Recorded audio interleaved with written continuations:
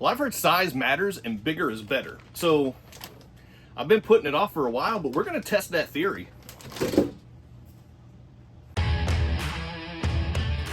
Welcome to CK4RC.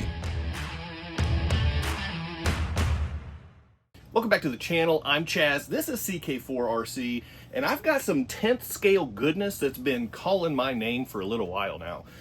So the place where I go do my indoor comps, they have set up a 10th scale outdoor course. But the problem is I'm stuck with the mini so far because that's my wheelhouse.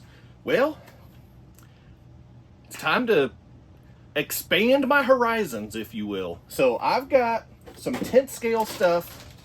I have a couple 10th scale rigs to choose from. I have started very budget friendly. Let me make that very clear. These are not comp rigs. These are borderline even hobby grade RTR 10th scale trucks. But I got them on such a good deal, I couldn't pass them up. So I do have a Danchee Ridgerunner and a Danchee Ridge Rock. And so I'm gonna have to figure out which one I want to start with. I've got both of them, so at some point I'm gonna do something with both. But I gotta figure out which one I'm gonna start with. And I have several parts, servos, links, body, wheels and tires, several things to be able to get some upgrades. Those trucks are both motor on axle with four-wheel steer, so they're fairly capable even though they don't have the highest quality components. But that's where I'm just gonna see what happens. That's kind of what the hobby's all about. You just experiment, throw stuff at the wall and see what sticks, you know what I mean? So I'm gonna figure out which one of these trucks I wanna start with, and then we're gonna get building it up so that way I can go run this thing. Well, I decided to go with the Ridgerunner because while the Ridgerunner and the Ridge Rock are very similar, the Ridgerunner does have portal axles, so you do get a little bit more ground clearance. Even though it does raise your ride height and your center of gravity, that's not a great thing.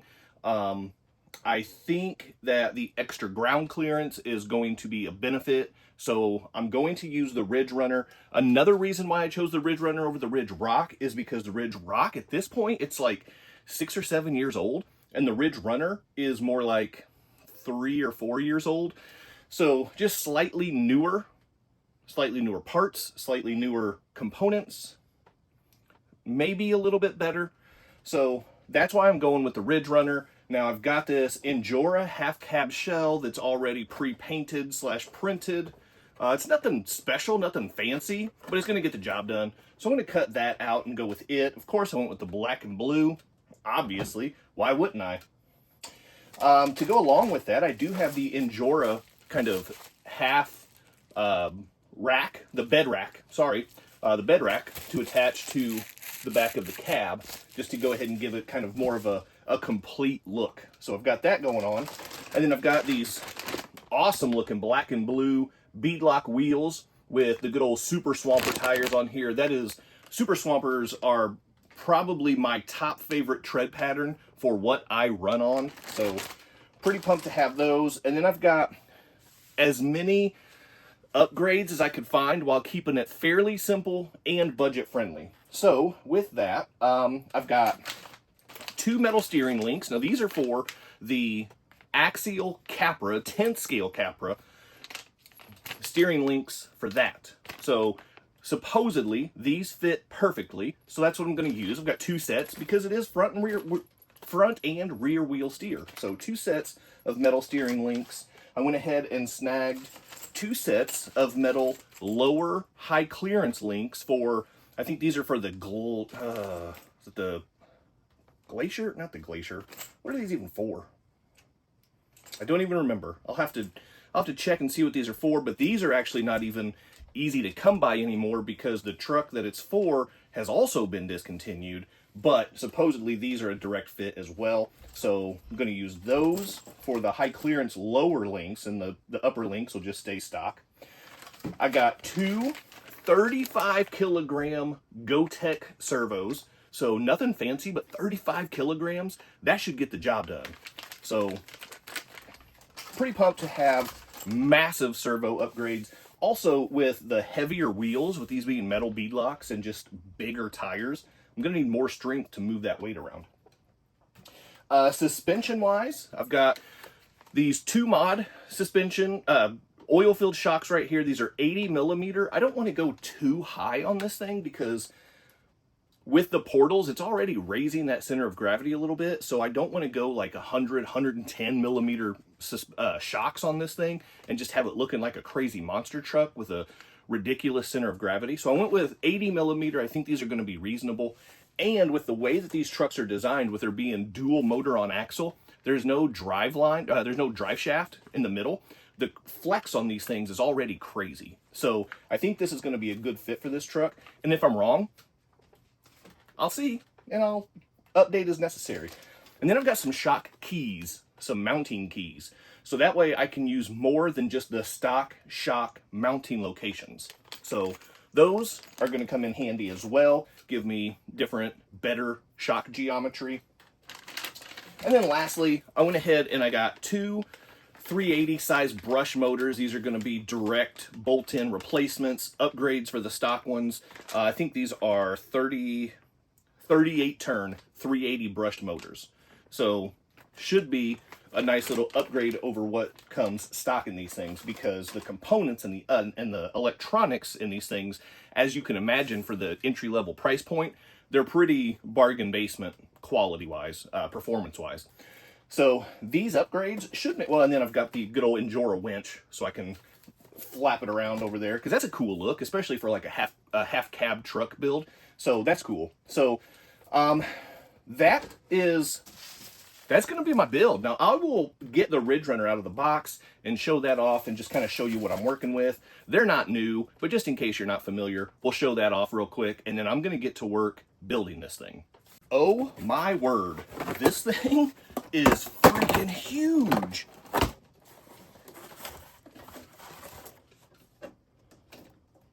Slightly different than my 18 and 24 scales that I'm used to. This thing is a beast. Now, obviously, I knew it was going to be big just from the size of the body and the size of these wheels and tires, but good night, doctor. That's fine. I was not prepared for this.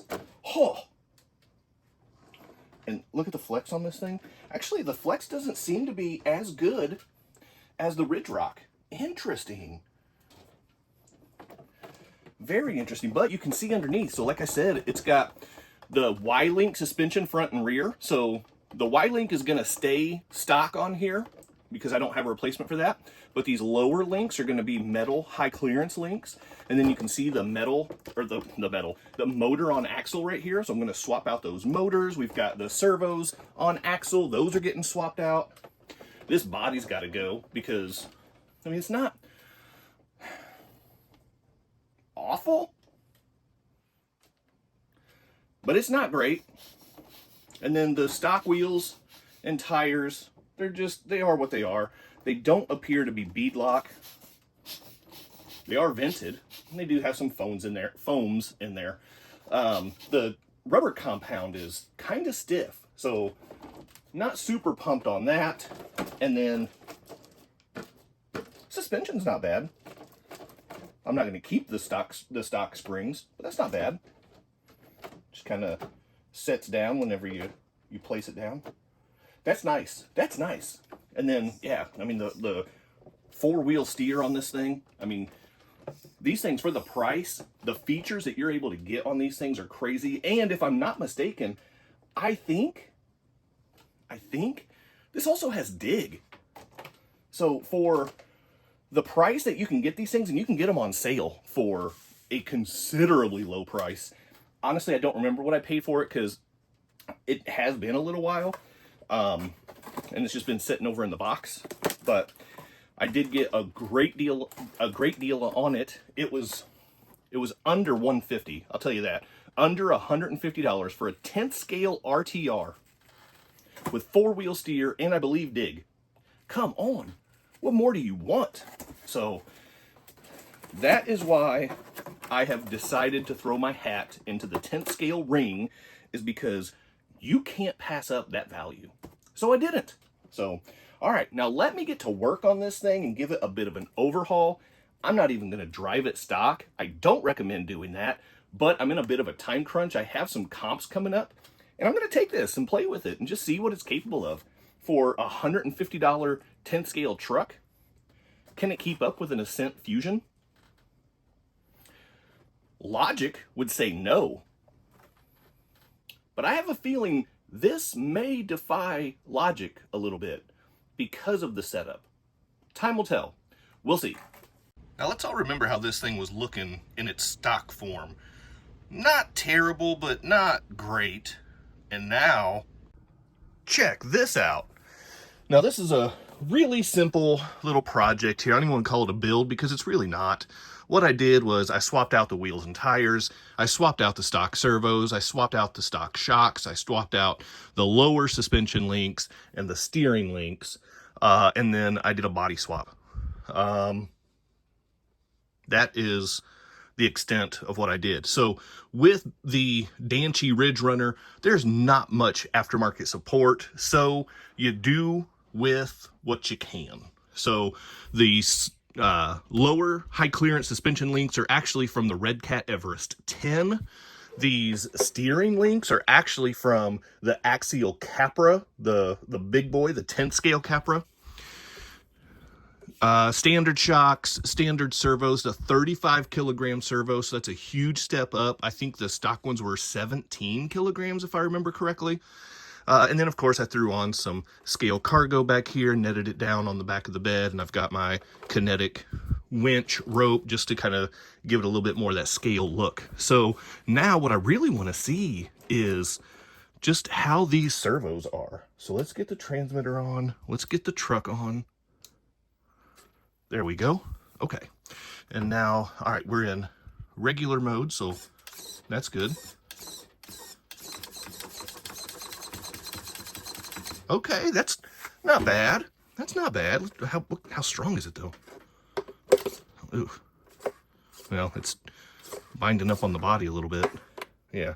If I get the body out of the way, there's some strength there. Okay, well, let's check the rear steer. I mean, it's the same servo, so should be the same, right? That's not bad. I'll take that. The speed is all right. Now let's get some pressure on these things. Oh, that's nice. Without the body in the way, there is plenty of strength there. So that's cool. And then, of course, I mean, it's four-wheel steer. So you've got your regular, you've got your standard four-wheel steer, you've got your crab walk, and then you've got your rear steer. Now, additionally with this thing that I think is a super cool feature, and one of the big reasons why I went with the Ridgerunner instead of the Ridge Rock, like I originally planned, was this rear lock. This thing has dig, so you push that button and it locks up that rear axle. And so now, I mean, it doesn't look like it, but, and then when you go in reverse, it disengages, that way it doesn't mess up all of the gears. So all of that stuff. So that's cool. And then of course on the transmitter, you've got your front steering trim, rear steering trim, and then your throttle trim as well. So you can make sure that everything is lined up the way you need it to be. Now this thing, super cool. I think it looks fantastic. And yes, it's a really simple little project, but for my first foray into 10th scale crawlers, I'm pretty excited about this thing. So I'm going to stop talking and we're going to get out on the trail and see how this thing drives.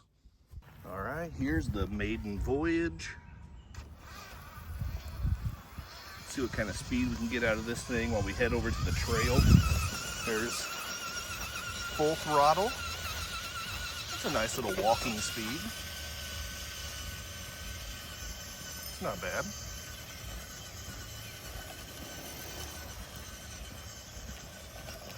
Let's go ahead off-road and head up this trail.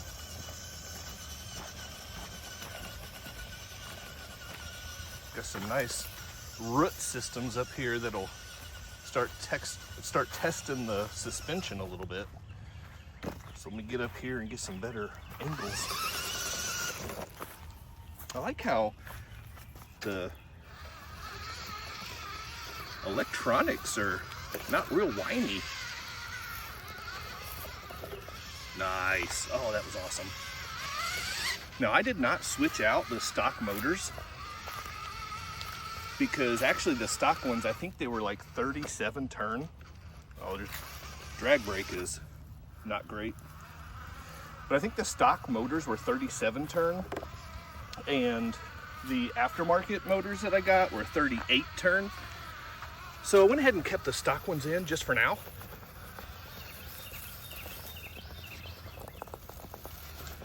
Yeah, these little roots right here, like this is an area that my minis just never conquered. But look at this big guy. Oh, that was awesome.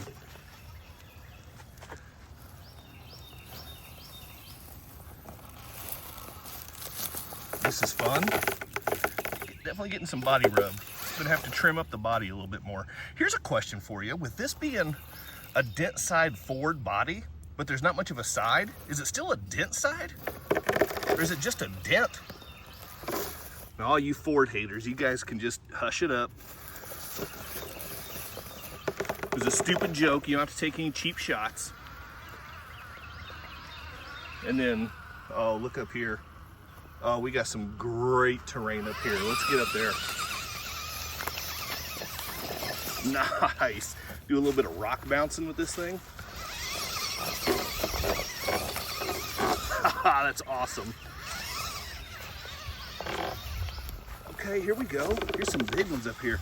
That body rub is so annoying. It just made that. Wow, I did not expect that at all. Guys, my expectations are probably very skewed because I don't run these big guys.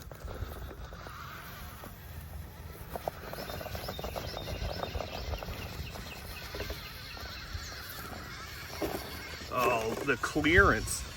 Oh, the ground clearance is just a thing of beauty. Look at that. Oh my gosh. I stopped it at the worst possible place. High centered right on the skid plate.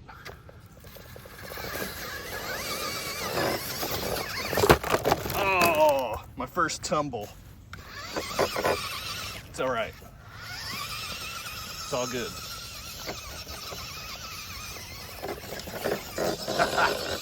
Oh, that body rub is so annoying though.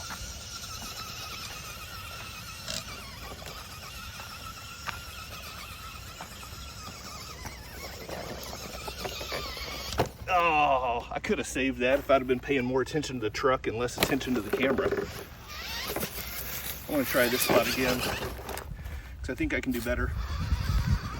I hit this thing full speed and it's quite a shelf right there.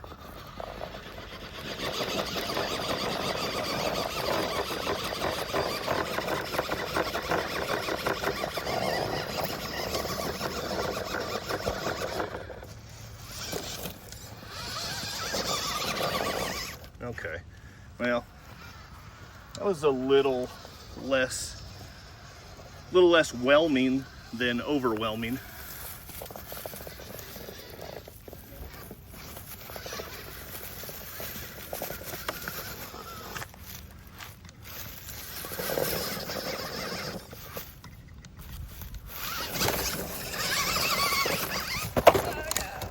Hopefully no one's in there. Oh no, I got them buckled up real good, don't worry.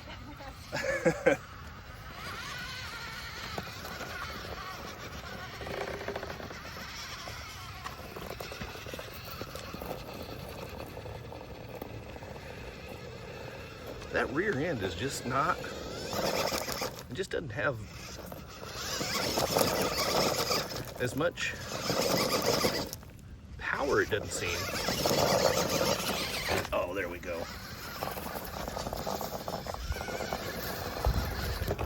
Ah. Wasn't really the line I wanted to take, but I kind of ended up over here anyway. So the lack of a drag brake really hurts this thing quite a bit. I don't know if it's a lack of a drag brake. Well, it seems like it is. It doesn't totally freewheel, but it definitely doesn't really hold itself up very well. Yes, that was awesome. Can I do that in slow-mo?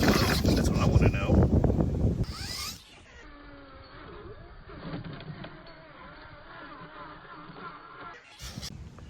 All right, back to regular speed.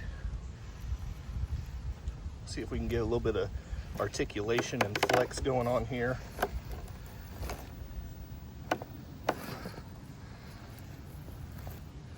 I mean, I'm not really hitting it like offline very well, so that doesn't help. Well, this is going to be a really dumb idea. Here we go.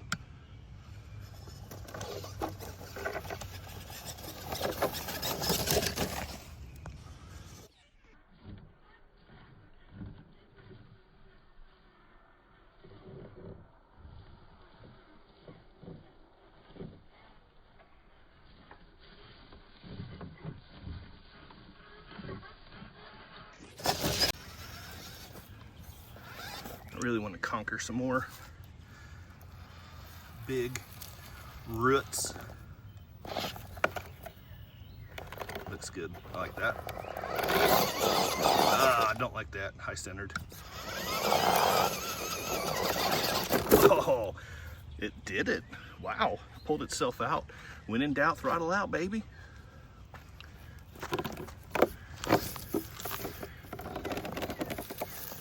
Nice. Settled right down there. Oh, that was good. That was real good.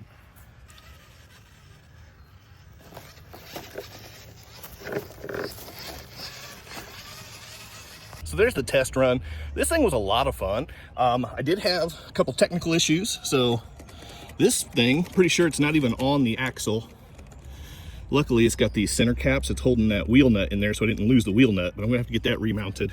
I think I've got, this one seems a little loose as well. So that's that. The power on this is definitely underpowered, and I'm not crazy about the way that I have to have the steering links, but with the size of the servo horn, I have to have it mounted up here, and that shortens my steering angle, so that's not helpful. But yeah, it's just a little underpowered. But overall, I mean, for my first 10th scale, no, it's not awesome, but is it fun? Yep, sure is. So that's it for today. Hit that quadfecta for me before you go. Like, subscribe, comment, and share. Keep doing RC stuff. I'll see you next time. Big time thank you to my members and channel partners. And if you would like to join the ranks, click on that join button for exclusive content, never before seen videos, early access to videos, and other exclusive content, pictures, polls, and having an active voice in what comes next on the channel. So appreciate the support. Click on that join button, and thank you so much to the channel members.